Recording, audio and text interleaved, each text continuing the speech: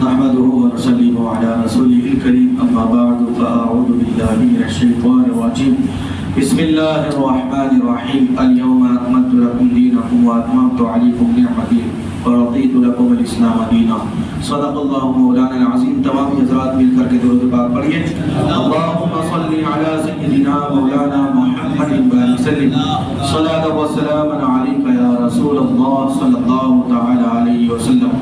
حضرات محترم آج ہم نے 1.5 پارہ سماعت کیا, 7 پارے آج مکمل ہوئے. آج ہم نے جس سورت سے ہماری تراویح کو شروع کیا وہ سورہ مائدہ ہے اور جس پہ مکمل کیا وہ سورہ انعام ہے. حضرات محترم سورہ مائدہ کے بارے میں آج ہم سماعت کریں گے اور اسی کی آیت کا ایک حصہ میں نے اپنا موضوع بنایا.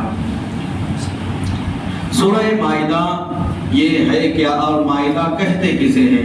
دراصل عربی میں مائدہ دسترخوان کو کہتے ہیں اور یہ جو دسترخوان کی بات ہو رہی ہے یہ جنت کا دسترخوان ہے. سب سے پہلے تو یہ سن لیں کہ سورہ مائدہ مدینہ منورہ میں نازل ہوئی اور اس کی ایک آیت جو کہ الیوم اکملت لکم دینکم واتممت علیکم نعمتی ورضیت لکم الاسلام دینا, یہ آیت میدان عرفات میں عرفے کے دن حضور پاک صلی اللہ علیہ وسلم کو مکہ مکرمہ میں نازل ہوئی. پھر باقی صورت مدینہ منورہ میں نازل ہوئی. حضرات محترم کر سکے ایک آیت مکے میں اور پوری آیت پوری صورت مدینے میں, تو اس وجہ سے یہ پوری صورت مدنی کہلائی جاتی ہے. اب اس کا نام مائدہ اس وجہ سے پڑا کہ اس صورت میں ایک جگہ ایک ایسا واقعہ موجود ہے کہ یہودیوں نے یا حضرت عیسیٰ علیہ السلام کی قوم نے آپ سے مطالبہ کیا کہ اے عیسیٰ علیہ السلام ہم جنت سے آسمان سے دسترخوان اترتا ہوا ہمارے لیے دیکھنا چاہتے ہیں. گویا کہ آپ اللہ خالق کائنات سے دعا کریں کہ وہ آسمان سے ہمارے لیے دسترخوان اتارے. تو دسترخوان کی بات ہوئی یعنی مائدہ کی بات ہوئی, تو اسی کی وجہ سے اس واقعے کی نسبت کی وجہ سے پوری سورت کو سورہ مائدہ کہا گیا. تو حضرات محترم یہ سورہ مائدہ بہت فضیلت رکھتی ہے. سورہ مائدہ کے بارے میں ایک یہودی حضرت عمر فاروق اعظم رضی اللہ تعالی عنہ کی بارگاہ میں آیا, آ کر کے کہنے لگا اے عمر فاروق اعظم تم جو قرآن کی تلاوت کرتے ہو نا اس میں ایک سورت ہے اور اس سورت میں ایک آیت ہے, اگر وہ آیت ہمارے گروہ کے اوپر اگر نازل ہوتی یعنی ہمارے کسی نبی کے اوپر نازل ہوتی تو ہم اس دن کو عید کا دن بنا لیتے. وہ آیت جو تمہارے نبی پر نازل ہوئی ہے اور جو تم تلاوت کرتے ہو وہ آیت ہم میں سے اگر کسی پر نازل ہوتی ہمارے گروہ میں سے تو ہم جس دن نازل ہوتی اس دن عید کا دن بنا لیتے. حضرات محترم ظاہر سی بات ہے, سوچنے والی بات ہے, کم عقل ہی ایسا سوچے گا کہ معاذ اللہ رب العالمین میلاد النبی کہاں سے جائز ہے. ایک آیت جو کہ صاحب قرآن پر نازل ہو تو جس دن نازل ہو اس دن لوگ کہے کہ وہ دن ہمارے لیے عید کا دن جیسا ہوتا. تو حضرات محترم جس دن خود صاحب قرآن دنیا میں جلوگر ہو وہ دن کتنا بڑا عید کا دن ہوگا, عید سے بھی بڑا وہ عید کا دن ہوگا.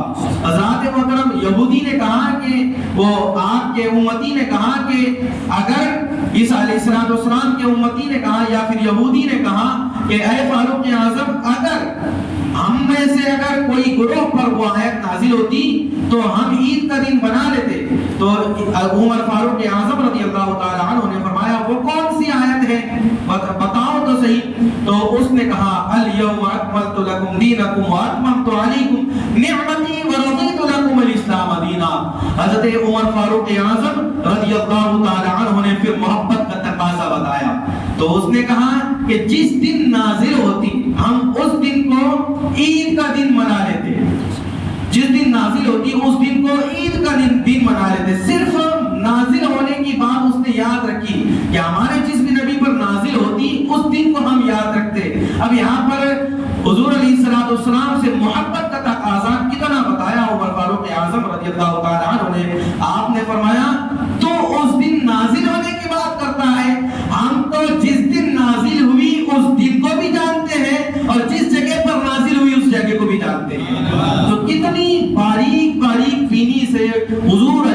अलैहिस्सलाम की जिंदगी को ये सहाबा कराम देखते और सीखते समझते और याद रखते थे। जहां पर नाजिल भी वो भी जानते हैं जगह को, और जो दिन नाजिल भी उस दिन को भी जानते हैं। तो हजरत मोहतरम उसने कहा कि कौन से दिन नाजिल हुई, तो आपने कहा जुमे के दिन नाजिल हुई और अरफा के दिन नाजिल हुई, अरफात के मैदान में जो हज का दिन होता है। तो आपने फरमाया हम जुमे के दिन को भी ईद का दिन जानते हैं और अरफे के दिन को भी ईद का दिन मनाते हैं।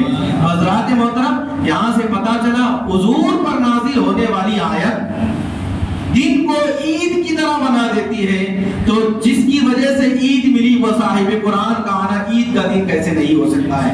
बेशक जरूर हो सकता है। और ये सूरह माइदा के वजन की बात मैं आपको बताऊं, इसमें रब्बे कायनात ने कितना वजन रखा है। हुजूर अलैहिस्सलातु वस्सलाम जब सवारी पर सवार थे ना, जब ये सूरह मुबारका हजरत जिब्राइल अलैहिस्सलातु वस्सलाम लेकर के आए, जब सवारी पर सवार हुजूर अलैहिस्सलातु वस्सलाम थे, जब ये सूरह मुबारका हज़रत जिब्राइल अलैहिस्सलातु वस्सलाम लेकर के आए, उस सूरत का वजन इतना था कि हुजूर अलैहिस्सलातु वस्सलाम के वजन में ये तासीर पैदा हुई कि सवारी के पैर लड़खड़ाने लग गए।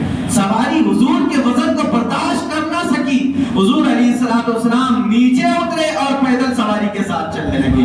अल्लाहु अकबर, कुर्बान चाहूं मैं हुजूर अलैहिस्सलातु वस्सलाम के बर्दाश्त करने की ताकत को, कि जिसकी एक सूरत को जानवर का वजन, जानवर भी जिसके एक सूरत के वजन को बर्दाश्त ना कर सकता है, हजरात मोहतरम उसकी पूरी उसी उनमें से पूरी सूरतों को कर सके, पूरे कुरान को हुजूर का अकेला दिल है जो ठंडा करके रख देता है।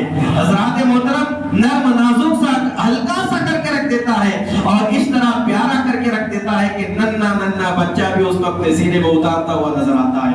हजरात मोहतरम हजरत अब्दुर्रहमान मनावी रहमतुल्लाहि ताला अलैहि फरमाते हैं कि सूरह माइदा में सख्ती के साथ डांट डपेट जिसको कहेंगे, इस तरीके से मर्दों के लिए अहकाम नाजिल हुए, मर्दों के लिए सख्ती के साथ अहकाम नाजिल हुए। तो मर्दों को चाहिए कि सूरह माइदा की तिलावत करे और उसको समझने की कोशिश करे। और आप फरमाते हैं कि सूरह नूर में